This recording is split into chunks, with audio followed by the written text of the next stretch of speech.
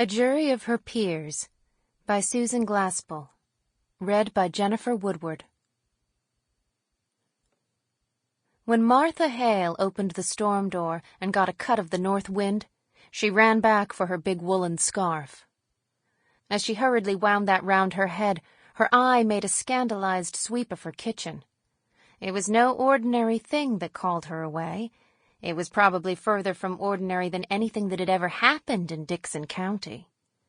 But what her eye took in was that her kitchen was in no shape for leaving, her bread all ready for mixing, half the flour sifted and half unsifted. She hated to see things half done.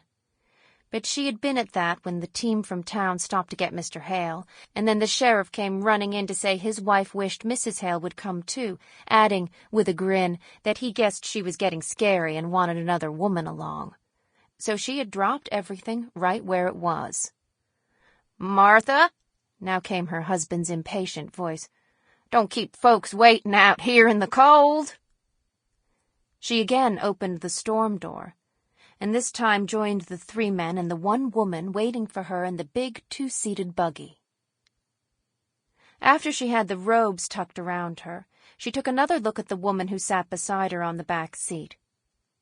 She had met Mrs. Peters the year before at the county fair, and the thing she remembered about her was that she didn't seem like a sheriff's wife.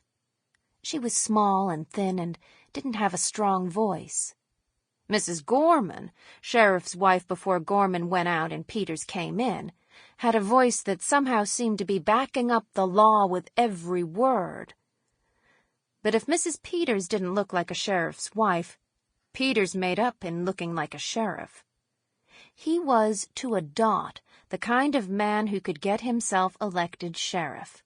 A heavy man with a big voice, who was particularly genial with the law-abiding, as if to make it plain that he knew the difference between criminals and non-criminals.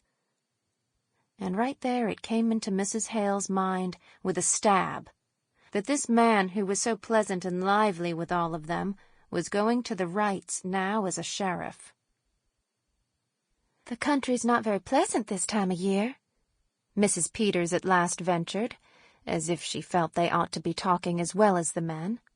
Mrs. Hale scarcely finished her reply, for they had gone up a little hill and could see the Wrights' place now, and seeing it did not make her feel like talking.